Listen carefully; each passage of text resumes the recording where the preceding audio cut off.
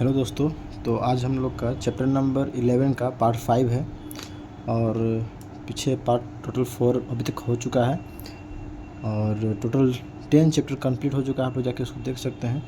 और chapter number 11 का part 5 आज हम लोग शुरू करने वाले हैं। पार्ट 4 में हम लोग लास्ट पढ़े थे, संथाल विद्रोह के बारे में पूरा कंप्लीट कर चुके थे। यहाँ से अब आगे बढ़ते हैं, ठीक है। तो कुछ पुस्तक के नाम हैं और कुछ लेखक है, ठीक है। तो उनके बारे में देखते हैं हम लोग।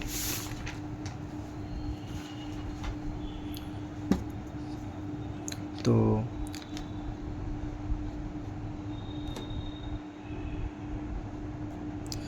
1855 हुल डॉक्यूमेंट, 1855 हुल डॉक्यूमेंट ये पुस्तक का नाम है।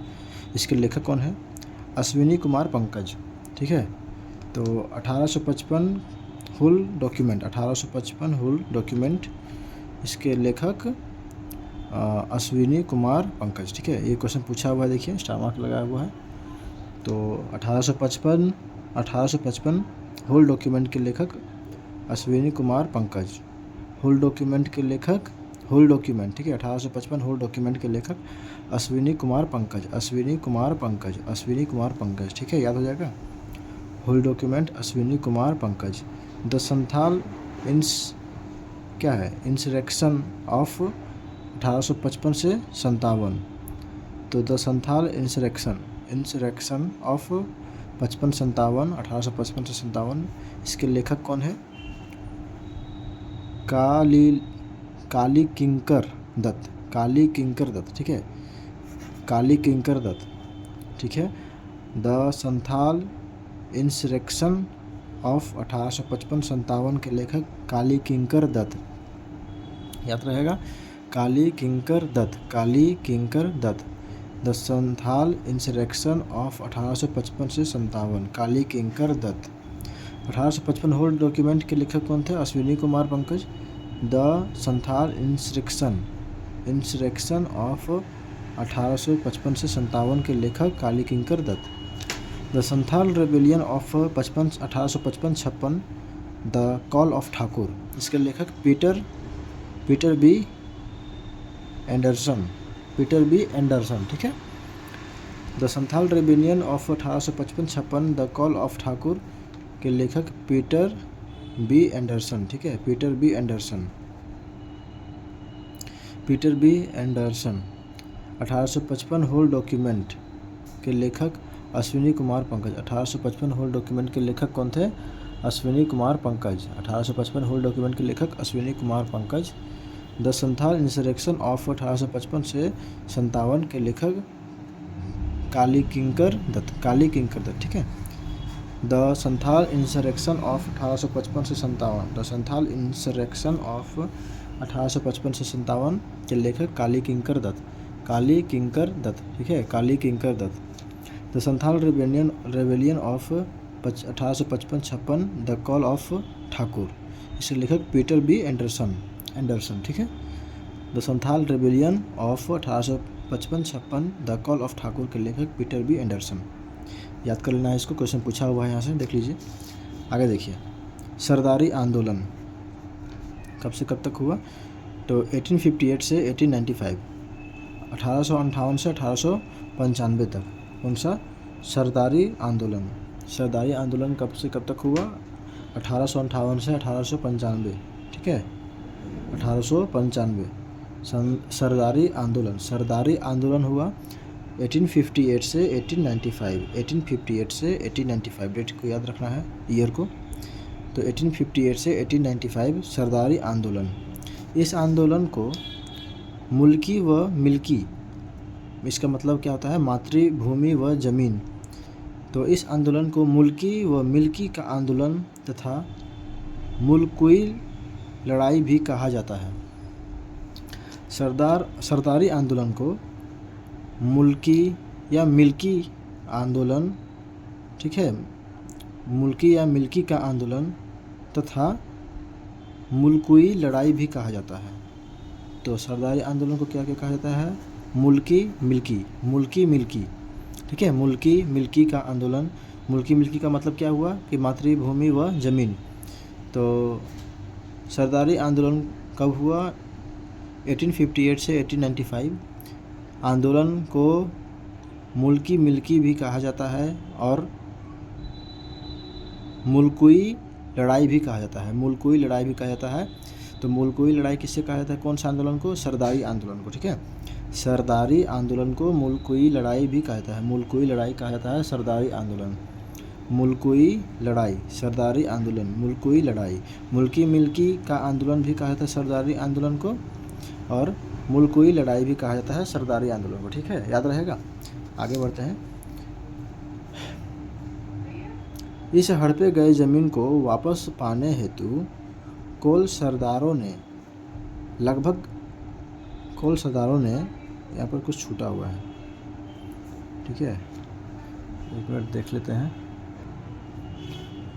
तो इस हड़पे गए जमीन को वापस पाने हेतु कोल सरदारों ने लगभग 40 वर्ष तक आंदोलन किया था। ठीक है, इस हड़पे गई ज़मीन को वापस पाने हेतु कोल सरदारों ने 40 वर्ष तक आंदोलन किया था। ठीक है, सरदारी आंदोलन। इस हड़पे गए ज़मीन को वापस पाने के लिए मतलब कौन? मुल्की और मिल्की जैसे ज़मीन जो होता था इस ज़मीन को मतलब ये ज़मीन जो हड़पा गया था उसको वापस पाने के लिए कोल सरदारों ने लगभग 40 वर्ष तक आंदोलन किया था। साथ ही बलात् श्रम लागू करना तथा बिचौलियों द्वारा गैर कानूनी ढंग से किराए में वृद्धि करना भी इस आंदोलन के कारणों में शामिल था। तो इस आंदोलन में क्या क्या शामिल था, क्या क्या कारण था? बलात् श्रम लागू करना, क्वेश्चन देखिए पूछा हुआ है। तो किसमें? सरदारी आंदोलन। ठीक है ना, सरदारी आंदोलन। तो बलात् श्रम लागू करना, बलात् श्रम लागू करना था, बलात् श्रम लागू करना, बिचौलियों द्वारा गैर कानूनी ढंग से किराए में वृद्धि करना। ठीक है, तो इस आंदोलन का सबसे प्रमुख कारण में से ये सब दोनों था। बलात् श्रम लागू करना, बिचौलियों द्वारा गैर कानूनी ढंग से किराए में वृद्धि करना। यह आंदोलन 3 चरणों में विभाजित था। ठीक है, कौन सा आंदोलन? सरदारी आंदोलन 3 चरणों में विभाजित था। तो इसका एक कारण क्या देख लिया आंदोलन का कि बलात् श्रम लागू करना था, बलात् श्रम लागू करना था। ये आंदोलन का कारण बलात् श्रम लागू करना था, और क्या था? बिचौलियों द्वारा गैर कानूनी ढंग से किराए में वृद्धि करना था। ठीक है, यह आंदोलन 3 चरणों में विभाजित है। कौन सा? सरदारी आंदोलन। सरदारी आंदोलन 3 चरणों में विभाजित है। प्रथम चरण में देखते हैं क्या है। तो 1858 से 1881 ये प्रथम चरण था हमारा। ठीक है, तो प्रथम चरण का अवधि कितना था? 1858 से 1881। यह चरण अपनी हड़पी गई भूमि को वापस पाने से संबंधित था। ये जो पहला चरण का जो था विद्रोह जो था, आंदोलन जो था, ये चरण क्यों था? ये चरण था अपनी हड़पी गई भूमि को वापस पाने से संबंधित था। मतलब अपने हड़पी गई भूमि को वापस पाने के संबंध में ये चरण शुरू किया गया था, अतः इसे भूमि आंदोलन कहा जाता है। तो सरदारी आंदोलन का पहला चरण को भूमि आंदोलन कहा जाता है। ठीक है, सरदारी आंदोलन का पहला चरण को भूमि आंदोलन कहा जाता है। सरदारी आंदोलन के पहला चरण को भूमि आंदोलन कहा जाता है। ठीक है, तो यह चरण अपनी हड़पी गई भूमि को वापस पाने से संबंधित था। ठीक है, याद रहेगा, अतः इसे भूमि आंदोलन कहा जाता है। इसके पश्चात भूमिहरी भूमि की आधिकारिक बंदोबस्ती के साथ छोटा नागपुर की कुछ भूधृति के पंजीकरण हेतु 1 अप्रैल 1869 को छोटा नागपुर टेन्यूर्स एक्ट लाया गया। ठीक है, छोटा नागपुर टेन्यूर्स एक्ट 1 अप्रैल 1869 को लाया गया, ये भी याद रखना है। तो प्रथम चरण के पश्चात क्या हुआ कि भूमिहरी भूमि की आधिकारिक बंदोबस्ती के साथ छोटा नागपुर की भूमिहरी भूमि, ठीक है, भूमिहरी भूमि की आधिकारिक बंदोबस्ती के साथ छोटा नागपुर की कुछ भूधृति के पंजीकरण हेतु 1 अप्रैल 1869 को छोटा नागपुर टेन्यूर्स एक्ट लागू किया गया। 1 अप्रैल 1869। और 69 को हिंदी में नहीं बोल पाते हैं, इस चलते इंग्लिश में बोल रहे हैं 69। तो 1 अप्रैल 1869 को छोटा नागपुर टेन्यूर्स एक्ट लाया गया। 1 अप्रैल 1869 को छोटा नागपुर टेन्यूर्स एक्ट लाया गया। द्वितीय चरण 1881 से 1881 से 90 तक, 1890 तक, ठीक है। पहला चरण कब से कब तक हुआ था? तो 1800 कितना 58 से 81 तक, और द्वितीय चरण 1881 से 90 तक। तो आंदोलन के इस चरण का मूल उद्देश्य अपने पारंपरिक मूल्यों को फिर से स्थापित करना था, अतः इसे पुनर्स्थापना आंदोलन कहा जाता है। तो पहला चरण का इसे क्या कहा जाता था? तो इसको भूमि आंदोलन कहा गया था, क्योंकि भूमि के संबंध में, हड़पी गई भूमि के संबंध में, हड़पी गई भूमि को वापस लेने के संबंध में ये पहला चरण का आंदोलन हुआ था। इसके पश्चात भूमि की आधिकारिक बंदोबस्ती के साथ छोटा नागपुर की कुछ भूधृति के पंजीकरण हेतु 1 अप्रैल 1869 को छोटा नागपुर टेन्यूर्स एक्ट लाया गया। छोटा नागपुर टेन्यूर्स एक्ट कब लाया गया? 1 अप्रैल 1869, ठीक है। 1 अप्रैल 1869 को छोटा नागपुर टेन्यूर्स एक्ट लाया गया। द्वितीय चरण में क्या हुआ कि ये आंदोलन को पुनर्स्थापना आंदोलन कहा जाता है, क्योंकि आंदोलन के इस चरण का मूल उद्देश्य था कि अपने पारंपरिक मूल्यों को फिर से स्थापित करना, ठीक है। अपने पारंपरिक मूल्यों को फिर से स्थापित करना इसका मेन उद्देश्य था। आंदोलनों के इस चरण का मूल उद्देश्य था क्या? कि अपने पारंपरिक मूल्यों को फिर से स्थापित करना, इसलिए इसको पुनर्स्थापन आंदोलन, फिर से स्थापित करना था, इसलिए पुनर्स्थापन आंदोलन कहा जाता है। सरदारी आंदोलन के दूसरे चरण को पुनर्स्थापन आंदोलन कहा जाता है, पुनर्स्थापना आंदोलन कहा जाता है। आगे बढ़ते हैं। आंदोलन के इस चरण के दौरान जॉन वेफिस्ट नामक व्यक्ति के नेतृत्व में सरदारों ने छोटा नागपुर राज्य की राजधानी दोईसा से स्थापित करके इसे स्वतंत्र राज्य घोषित कर दिया। दोईसा में स्थापित करके छोटा नागपुर राज्य की राजधानी को दोईसा में स्थापित करके इसको स्वतंत्र राज्य घोषित कर दिया। तो आंदोलन के इस चरण के दौरान, आंदोलन के दूसरे चरण के दौरान सरदारी आंदोलन के दूसरे चरण के समय क्या हुआ कि जॉन वेफिस्ट, ठीक है, जॉन वेफिस्ट, याद रखना, जॉन वेफिस्ट, ठीक है, जॉन वेफिस्ट नामक व्यक्ति के नेतृत्व में, जॉन वेफिस्ट नामक व्यक्ति के नेतृत्व में सरदारों ने छोटा नागपुर राज्य की राजधानी दोईसा में स्थापित करके इसे स्वतंत्र राज्य घोषित कर दिया। आंदोलन के दूसरे चरण के दौरान क्या हुआ कि जॉन वेफिस्ट, नाम को याद रखना है, क्या नाम बोल रहा है? जॉन वेफिस्ट, ठीक है। दूसरे चरण में जॉन वेफिस्ट का जिक्र हुआ है। तो जॉन वेफिस्ट, तो ऐसे पूछ सकता है कि सरदारी आंदोलन के किस चरण में जॉन वेफिस्ट का मतलब जिक्र किया गया है? तो दूसरे चरण में जॉन वेफिस्ट का जिक्र किया गया है, जिसमें क्या है कि इसके दौरान जॉन वेफिस्ट नामक व्यक्ति के नेतृत्व में सरदारों ने छोटा नागपुर राज्य की राजधानी को दोईसा में स्थापित करके इसे स्वतंत्र राज्य घोषित कर दिया। तृतीय चरण, ठीक है, तृतीय चरण देखते हैं। तो 1890 से 95। तो हम लोग देखिए कि पहला चरण कितना से कितना तक था?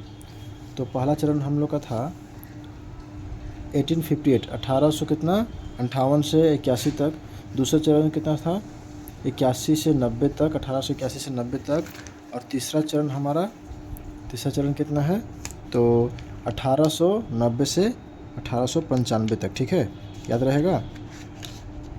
तीसरा चरण हो जाएगा 1890 से 1895 तक, ठीक है। चलिए इस चरण के बारे में देखते हैं। तो इस चरण में यह आंदोलन एक राजनीतिक आंदोलन के रूप में परिणत हो गया, और तीसरा चरण में इस आंदोलन को राजनीतिक आंदोलन कहा गया, ठीक है। राजनीतिक आंदोलन में मतलब राजनीतिक आंदोलन का मोड़ ले लिया था, ये राजनीतिक मतलब रूप ले लिया था, ठीक है ना। ये आंदोलन तीसरा चरण में आते आते राजनीतिक रूप ले लिया था। तो इस चरण में यह आंदोलन एक राजनीतिक आंदोलन के रूप में परिणत हो गया।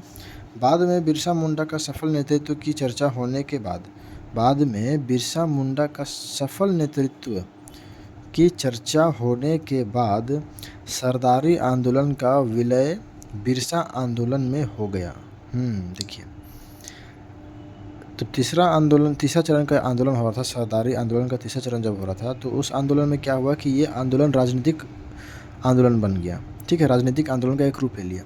तो बाद में क्या हुआ कि बिरसा मुंडा इसका सफल नेतृत्व करने लगे, सरदारी आंदोलन को। ठीक है, तो बिरसा मुंडा जब इस आंदोलन का नेतृत्व करने लगे तो क्या हुआ कि सफल नेतृत्व की चर्चा होने के बाद बिरसा मुंडा द्वारा इसका आंदोलन का सफल नेतृत्व होने के बाद सरदारी आंदोलन का विलय जो है वो बिरसा आंदोलन में हो गया। ठीक है, ये क्वेश्चन पूछा हुआ है, सरदारी आंदोलन का विलय किस आंदोलन में हो गया? बिरसा आंदोलन में हो गया।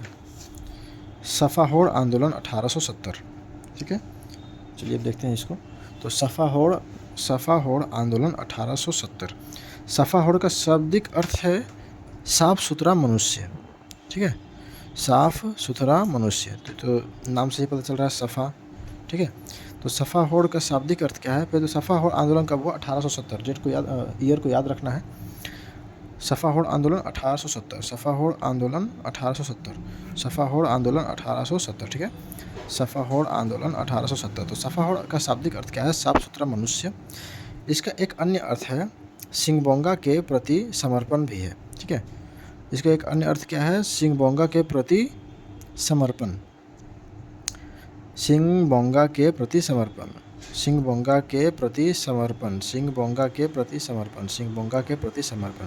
तो सफाहोड़ का शाब्दिक अर्थ जान गए, साफ सुथरा मनुष्य, जिसका एक अन्य अर्थ भी है सिंगबोंगा के प्रति समर्पण। ठीक है, इस विद्रोह के अंतर्गत लाल हेम्ब्रम उर्फ लाल बाबा, तो लाल हेम्ब्रम जिसको लाल बाबा भी कहा जाता था, तो उसने आदिवासियों के धार्मिक व चारित्रिक उत्थान पर बल दिया तथा ये संथालों को सफ़ेद झंडा प्रदान करते थे। ठीक है, तो क्या है कि सफाहोड़ आंदोलन के अंतर्गत लाल हेम्ब्रम नाम को याद रखना है कि लाल हेम्ब्रम किस आंदोलन में है? सफाहोड़ आंदोलन में इनका जिक्र है। तो लाल हेम्ब्रम, जिनको लाल बाबा के नाम से भी जाना जाता था, तो लाल हेम्ब्रम उर्फ लाल बाबा ने आदिवासियों के धार्मिक व चारित्रिक उत्थान पर बल दिया। ठीक है, तथा ये संथालों को सफ़ेद झंडा प्रदान करते थे। ठीक है, तो लाल हेम्ब्रम लाल बाबा आदिवासियों के धार्मिक व चारित्रिक उत्थानों पर बल दिए थे और संथालों को सफ़ेद झंडा प्रदान किए थे। ठीक है, कौन? लाल हेम्ब्रम।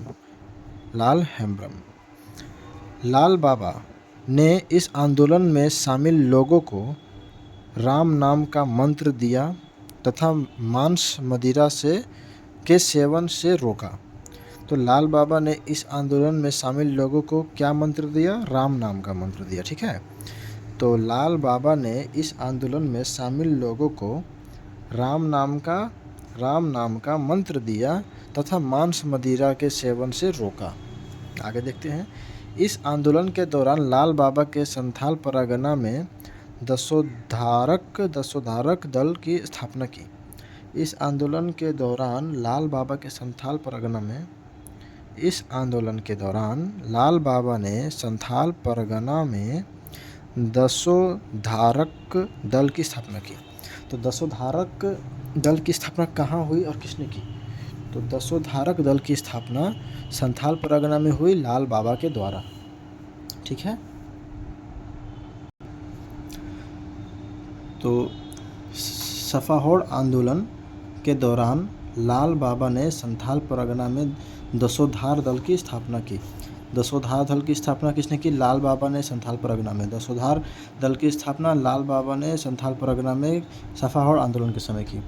तो दसोधार दल की स्थापना किया किसने? लाल बाबा ने। दसोधार दल की स्थापना लाल बाबा ने संथाल परगना क्षेत्र में। ठीक है, सफाहोड़ आंदोलन के समय, सफाहोड़ आंदोलन 1870।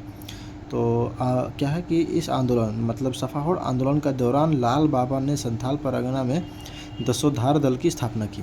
इस आंदोलन में लाल बाबा को पैका मुर्मू, पगान मरांडी, रसिक लाल सोरेन, क्या है, भतू सोरेन का सहयोग प्राप्त था। ठीक है, इस आंदोलन में, मतलब किस आंदोलन में, सफाहोड़ आंदोलन में लाल बाबा को किसका किसका सहयोग मिला था, तो पैका मुर्मू। ठीक है, पैका मुर्मू, पहला नाम पैका मुर्मू। ठीक है, पगान मरांडी। ठीक है, ये पगान मरांडी हो गया। तीसरा कौन थे, रसिक लाल सोरेन। चौथा भतू सोरेन। ठीक है, भत्तू सोरेन, ये सबका सहयोग मिला किसको, लाल बाबा को सफाहोड़ आंदोलन में। तो लाल बाबा को सफाहोड़ आंदोलन में किनका किनका सहयोग मिला, पैका मुर्मू, पगान मरांडी, रसिक लाल सोरेन, भतू सोरेन। ठीक है, बगम मांझी भी इस विद्रोह के एक प्रमुख नेता थे। देखिए, बगम मांझी क्वेश्चन पूछा हुआ है, तो बगम मांझी किस विद्रोह में प्रमुख नेता थे, सफाहोड़ आंदोलन में। ठीक है, सफाहोड़ आंदोलन में प्रमुख नेता तो कौन थे, बगम मांझी भी थे। बगम मांझी ये क्वेश्चन पूछा हुआ है। ठीक है ना, तो बगम मांझी सफाहोड़ विद्रोह के, सफाहोड़ आंदोलन के प्रमुख नेता रह चुके हैं। बगम मांझी। ठीक है, बगम मांझी। इस आंदोलन का संबंध मूलतः संथाल जनजाति से है। तो सफाहोड़ आंदोलन का संबंध जो है वो मूलतः जो है संथाल जनजाति से है। ये भी क्वेश्चन पूछा हुआ है। ठीक है, कि किस जनजाति से इसका संबंध है, सफाहोड़ आंदोलन का संबंध किस जनजाति से है, संथाल जनजाति से है सफाहोड़। तो स से सफाहोड़, स से संथाल, ऐसे करके रिलेट कर लीजिए। ठीक है, आसानी होगा। तो सफाहोड़ आंदोलन का संबंध संथाल जनजाति से। एक बार पूरा देख लेते हैं सफाहोड़ आंदोलन को। तो सफाहोड़ का शाब्दिक अर्थ क्या है, साफ सुथरा मनुष्य। इसका एक अन्य अर्थ है सिंगबोंगा के प्रति समर्पण भी है, सिंगबोंगा के प्रति समर्पण, सफाहोड़ आंदोलन का अर्थ। इस विद्रोह के अंतर्गत लाल हेम्ब्रम, जिसको लाल बाबा के नाम से भी जाना जाता था, तो लाल हेम्ब्रम ने आदिवासियों के धार्मिक व चारित्रिक उत्थान पर बल दिया तथा ये क्या करते थे कि संथालों को सफ़ेद झंडा प्रदान करते थे। लाल बाबा ने इस आंदोलन में शामिल लोगों को राम नाम का मंत्र दिया और मांस मदिरा का सेवन से रोका। इस आंदोलन के दौरान लाल बाबा ने संथाल परगना में दसोधार दल की स्थापना की। लाल बाबा ने संथाल परगना में दसोधार दल की स्थापना की सफाहोड़ आंदोलन में। इस आंदोलन में लाल बाबा को, तो क्या हुआ कि इस आंदोलन में लाल बाबा को, यहाँ पर थे हम लोग। इस आंदोलन के दौरान लाल बाबा ने संथाल परगना में दसोधार दल की स्थापना की। इस आंदोलन के दौरान लाल बाबा ने संथाल परगना में दसोधार दल की स्थापना की। इस आंदोलन में लाल बाबा को पेका मुर्मू, पगान मरांडी, रसिक लाल सोरेन तथा भत्तू सोरेन का सहयोग प्राप्त था। इस आंदोलन में लाल बाबा को पेका मुर्मू, पगान मरांडी, रसिक लाल सोरेन और भत्तू सोरेन का सहयोग प्रदान था। बगम मांझी भी इस विद्रोह के एक प्रमुख नेता थे। कौन, बगम मांझी कौन से विद्रोह के, सफाहोड़ आंदोलन के, सफाहोड़ विद्रोह के प्रमुख नेता रह चुके थे। इस आंदोलन का संबंध मूलतः संथाल जनजाति से है। ठीक है ना, इस आंदोलन का संबंध मूलतः संथाल जनजाति से है। आगे बढ़ते हैं, खरवार आंदोलन। आइए देखते हैं खरवार आंदोलन को, जो 1874, देखिए क्वेश्चन पूछा हुआ है। ठीक है, ईयर पूछा हुआ है, याद रखना है। ठीक है, खरवार आंदोलन कब हुआ, 1874, 1874। खरवार आंदोलन 1874 में, खरवार आंदोलन 1874 में, 1874 में, खरवार आंदोलन 1874 में, खरवार आंदोलन 1874 में, खरवार 1874, खरवार 1874, खरवार आंदोलन 1874, खरवार आंदोलन 1874, खरवार आंदोलन 1874, खरवार आंदोलन 1874। ठीक है, तो इसका प्रथम चरण देखते हैं। प्रथम चरण खरवार आंदोलन का, तो खरवार संथालों की ही एक उपजाति है। ठीक है, उपजाति है। खरवार जो है वो संथालों की उपजाति है। खरवार संथालों की ही एक उपजाति है तथा ये प्राचीन काल को अपना स्वर्ण युग मानते थे। खरवार जाति के लोग जो थे वो खरवार मतलब प्राचीन काल को अपना स्वर्ण युग मानते थे। खरवार संथालों की ही एक उपजाति है। प्रथम चरण में क्या है, खरवार आंदोलन जो 1874 में हुआ, खरवार आंदोलन 1874 में हुआ। तो इसमें क्या है, इसका प्रथम चरण में क्या है कि खरवार संथालों का ही एक उपजाति है। खरवार संथालों का एक उपजाति है तथा ये प्राचीन काल को अपना स्वर्ण युग मानते थे। ये प्राचीन काल को अपना स्वर्ण युग मानते थे। ठीक है, तो खरवार प्राचीन काल को अपना स्वर्ण युग मानते थे। प्राचीन काल को खरवार लोग अपना स्वर्ण युग मानते थे। इस आंदोलन की भागीरथ उर्फ बाबा के नेतृत्व में शुरुआत 1874 ईस्वी में संथाल परगना क्षेत्र में हुई। इस आंदोलन की जो शुरुआत थी वो भागीरथ मांझी, जिनको बाबा कहा जाए, उनके नेतृत्व में 1874 में शुरू हुआ। तो खरवार आंदोलन भागीरथ मांझी के नेतृत्व में शुरू हुआ 1874 में। भागीरथ मांझी को बाबा भी कहते थे। ठीक है, तो इस आंदोलन को भागीरथ मांझी उर्फ बाबा के नेतृत्व में शुरू किया गया 1874 में। खरवार आंदोलन को भागीरथ मांझी उर्फ बाबा के नेतृत्व में शुरू किया गया 1874 में संथाल परगना क्षेत्र में। ठीक है, इस आंदोलन को भागीरथ मांझी जैसे क्या है कि खरवार आंदोलन का प्रथम चरण में क्या हुआ कि भागीरथ मांझी ने ही इसका नेतृत्व किया 1874 में। और भागीरथ मांझी को बाबा भी कहते थे। भागीरथ मांझी का जन्म गोड्डा के तलडीहा गांव में हुआ था। भागीरथ मांझी का जन्म गोड्डा के तलडीहा गांव में हुआ था। भागीरथ मांझी का जन्म जो था वो गोड्डा के तलडीहा गांव में हुआ था। गोड्डा के तलडीहा गांव में। ठीक है, गोड्डा के तलडीहा गांव में भागीरथ मांझी का जन्म गोड्डा के तलडीहा गांव में हुआ। ठीक है, भागीरथ मांझी का जन्म जो था वो गोड्डा के तलडीहा गांव में हुआ था। याद रहेगा, गोड्डा के तलडीहा गांव में भागीरथ मांझी का जन्म जो था गोड्डा के तलडीहा गांव में हुआ था। गोड्डा, भागीरथ मांझी का जन्म गोड्डा के तलडीहा गांव में। याद रहेगा, भागीरथ मांझी का जन्म गोड्डा के तलडीहा गांव में। खरवार आंदोलन को भागीरथ मांझी की आंदोलन भी कहा जाता है। खरवार आंदोलन को भागीरथ मांझी का आंदोलन भी कहा जाता है, क्योंकि नेतृत्वकर्ता कौन थे? भागीरथ मांझी थे, जिनको बाबा भी कहा गया था। कब नेतृत्व कर रहे थे? 1874 में। और गोड्डा के तलडीहा गांव में इनका जन्म हुआ, भागीरथ मांझी का। और इस आंदोलन को भागीरथ मांझी का आंदोलन भी कहा जाता है। आंदोलन के दौरान भागीरथ मांझी ने स्वयं को बोंसी गांव का राजा घोषित किया तथा ब्रिटिश सरकार को कर नहीं देने की अपील करते हुए खुद लगान प्राप्त करने की व्यवस्था प्रारंभ की।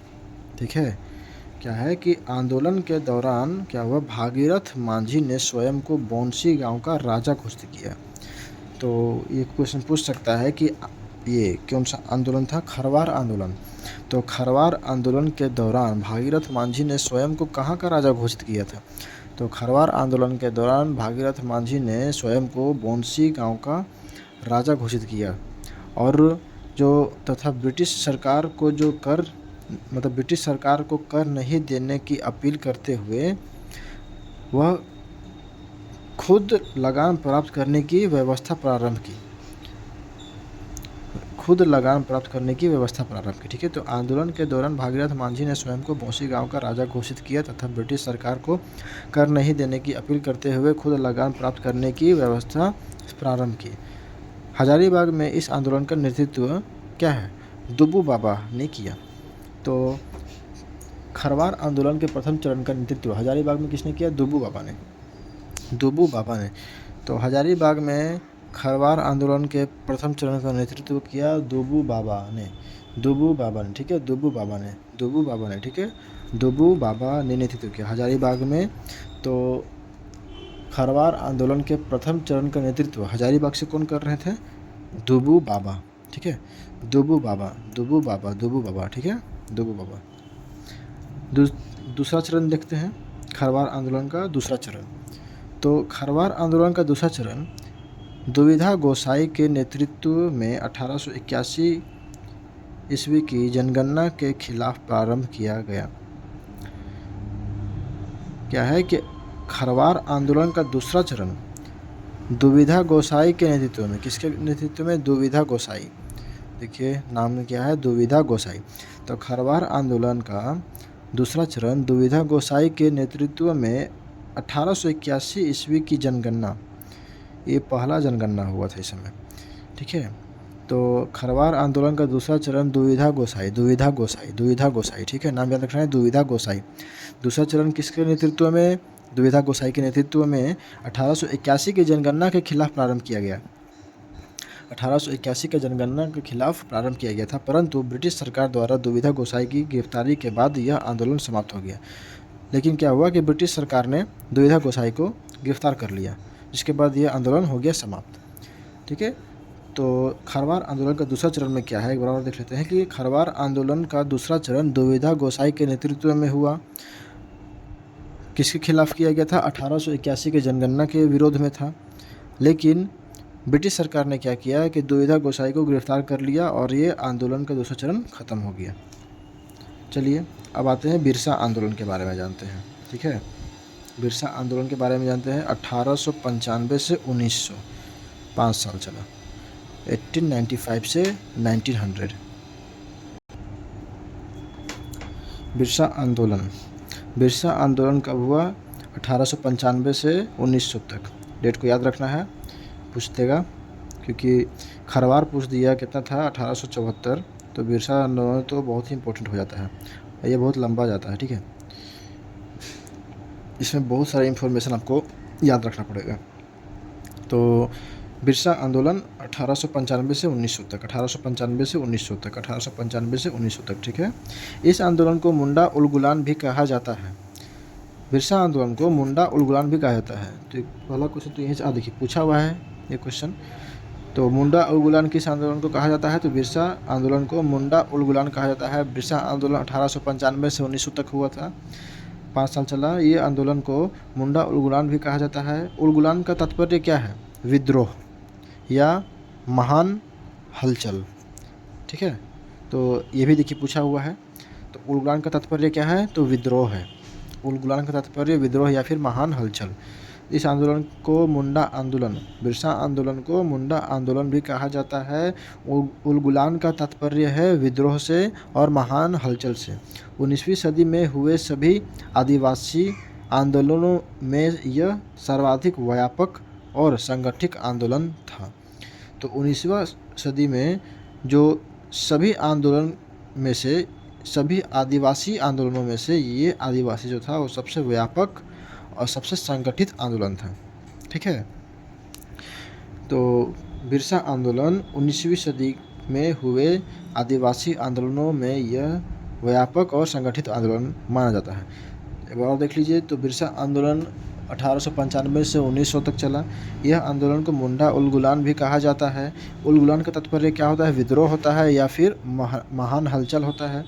19वीं सदी में हुए सभी आदिवासी आंदोलनों में ये आंदोलन सर्वाधिक क्या व्यापक और संगठित आंदोलन रहा। ठीक है, आगे देखते हैं। तो प्रारंभ 1895 ईस्वी में बिरसा मुंडा के नेतृत्व में हुआ इसका। ठीक है, तो इस आंदोलन का, बिरसा आंदोलन का जो प्रारंभ हुआ 1895 में। ठीक है, 1895 में किसके नेतृत्व में? बिरसा मुंडा के नेतृत्व में हुआ। तो ठीक है, ये तो याद करने मतलब कोई ऐसा बड़ा चीज़ है नहीं। इस विद्रोह का प्रारंभिक स्वरूप सुधारवादी था। इस आंदोलन का प्रारंभिक स्वरूप क्या था? सुधारवादी था। यद्यपि यह आंदोलन राजनीतिक, धार्मिक, आर्थिक उद्देश्यों से भी प्रेरित था। ठीक है, यद्यपि यह आंदोलन जो था वो राजनीतिक, धार्मिक, आर्थिक, ये सभी उद्देश्यों से प्रेरित था ये आंदोलन। तो प्रारंभ में 1895 में बिरसा मुंडा के नेतृत्व में ये आंदोलन हुआ। बिरसा मुंडा के नेतृत्व में ये आंदोलन हुआ। इस आंदोलन का प्रारंभिक स्वरूप क्या था? सुधारवादी था। प्रारंभिक स्वरूप सुधारवादी था। इस आंदोलन का प्रारंभिक स्वरूप सुधारवादी था। इस विद्रोह का प्रारंभिक स्वरूप सुधारवादी था। बाद में यह आंदोलन मतलब यद्यपि यह आंदोलन जो था वो राजनीतिक, धार्मिक, आर्थिक उद्देश्यों से भी प्रेरित हुआ। राजनीतिक, आर्थिक, धार्मिक, ठीक है। 1894 ईस्वी का छोटा नागपुर वन सुरक्षा कानून। देखिए, छोटा नागपुर वन सुरक्षा कानून कब लाया गया? 1894 में। देखिए, क्वेश्चन पूछा हुआ है 1894 ईस्वी का छोटा नागपुर वन सुरक्षा कानून। 1894 1894, एक साल पहले, बिरसा आंदोलन के एक साल पहले का बात है ये।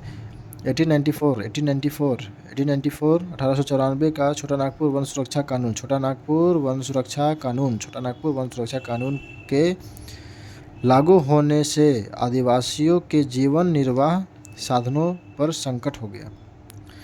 ठीक है, 1894 ईस्वी का छोटा नागपुर वन सुरक्षा कानून। अब तो ये कानूनी अधिकार होगी, कानून के मतलब अंडर आ गया, कानून के हाथों में आ गया। तो यहाँ पर क्या हुआ कि आदिवासियों के जीवन निर्वाह के लिए यहाँ पर बहुत संकट होने लगा था। ठीक है, 1894 ईस्वी का छोटा नागपुर वन सुरक्षा कानून के लागू होने से आदिवासियों के जीवन निर्वाह साधनों पर संकट।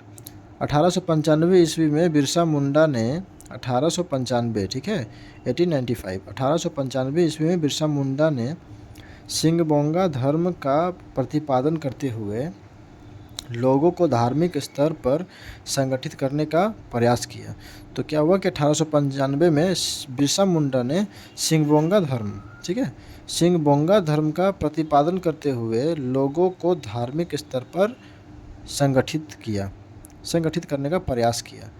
सिंगबोंगा धर्म का प्रतिपादन मतलब सिंगबोंगा धर्म का क्या बोलते हैं उसका प्रचार करते हुए, सिंगबोंगा धर्म के बारे में बताते हुए लोगों को संगठित करने लगे। धार्मिक स्तर पर बिरसा मुंडा ने 1895 में लोगों को संगठित करने का प्रयास किया। बिरसा मुंडा ने स्वयं को सिंगबोंगा का दूत भी कहा है।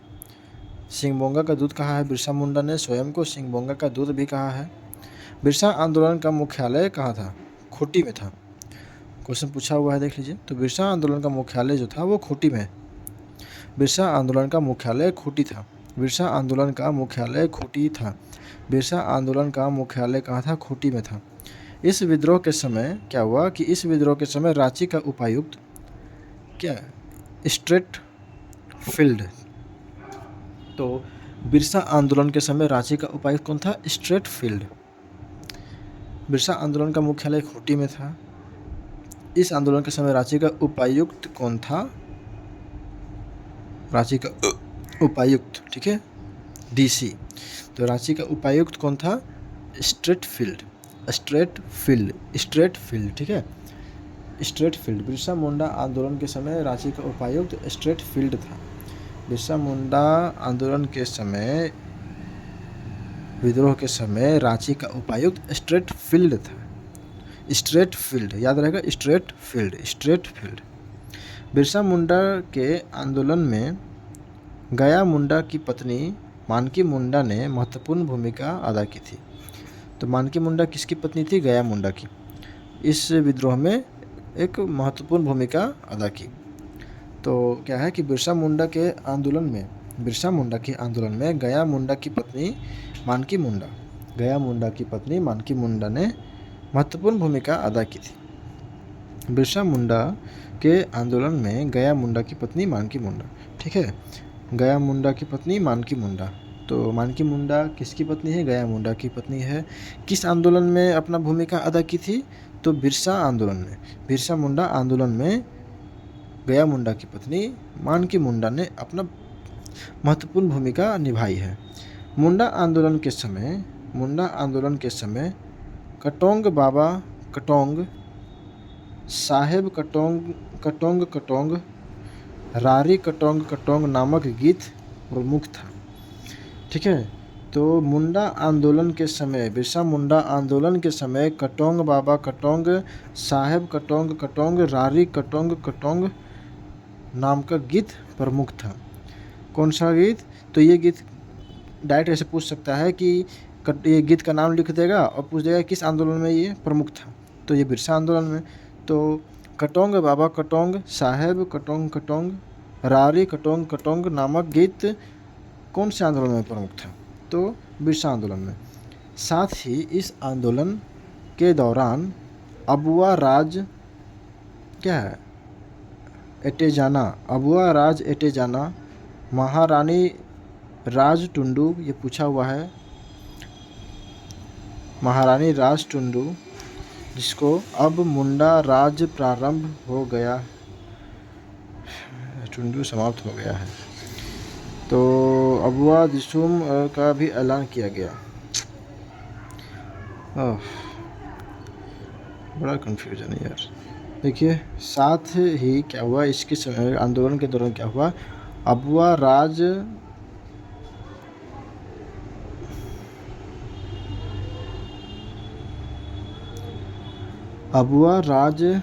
एटे जाना, अबुआ राज एटे जाना, महारानी राज टुंडू, महारानी टुंडू क्या है, महारानी टुंडू अब मुंडा राज प्रारंभ हो गया है तथा महारानी का राज समाप्त हो गया है, ये महारानी राज टुंडू है। तथा अबुआ दिसुम अबुआ राज अपनी भूमि अपना राज का ऐलान भी किया गया। ठीक है, ये एक तरह का क्या था, ऐलान था। क्या है कि अबुआ राज एटे जाना, महारानी राज टुंडू।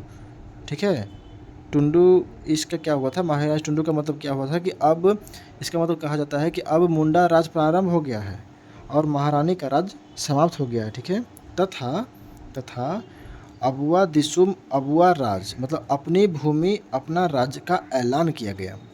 ठीक है, तो क्या हुआ कि इस आंदोलन के दौरान अपना राज एटे जाना महारानी राज टुंडू, अपना राज एटे जाना महारानी राज टुंडू, इसका मतलब क्या हुआ कि अब मुंडा राज प्रारंभ हो गया है तथा महारानी राज समाप्त हो गया। टुंडू मतलब समाप्त, तो अबुआ राज एटे जाना महारानी राज टुंडू, अब मुंडा राज प्रारंभ हो गया है तथा महारानी राज समाप्त हो गया है। तथा अबुआ दिसुम अबुआ राज मतलब अपनी भूमि अपना राज का ऐलान किया गया। देखिए क्या है कि पहली बार क्या हुआ कि 24/8/1895 से 30/11 कितना 1897 तक अंग्रेज अधिकारी G.R.K. मेयर्स द्वारा गिरफ्तारी। ठीक है, किसका गिरफ्तारी, तो पहली बार बिरसा मुंडा को गिरफ्तार करने के उद्देश्य से ये बताया जा रहा है कि पहली बार बिरसा मुंडा का गिरफ्तारी कब हुआ, 24/8/1995। ठीक है, तो 24 अगस्त 1895 पहला गिरफ्तारी 24 अगस्त 1895, 24/8/1895 से लेकर 30 नवंबर 1897 तक। ठीक है, किसके द्वारा किया गया था गिरफ्तार, G.R.K. मेयर्स के द्वारा ब्रिटिश सरकार के खिलाफ षड्यंत्र के आरोप में इनको गिरफ्तार किया गया था। तो बिरसा मुंडा को पहली बार गिरफ्तार 24/8/1895 से 30/11/1897 तक किया गया। ठीक है, और इनका जो क्या गिरफ्तारी जो था वो G.R.K. मेयर्स द्वारा किया गया। क्यों किया गया था, क्योंकि ये इनका मतलब ब्रिटिश सरकार के खिलाफ षड्यंत्र के आरोप में इनको गिरफ्तार किया गया। ठीक है, अब आगे जो है वो नेक्स्ट वीडियो में कंटिन्यू करेंगे और नेक्स्ट वीडियो हमारा पूरा कंप्लीट वीडियो हो जाएगा। ठीक है, चैप्टर 11 का। ठीक है, फिर थैंक यू।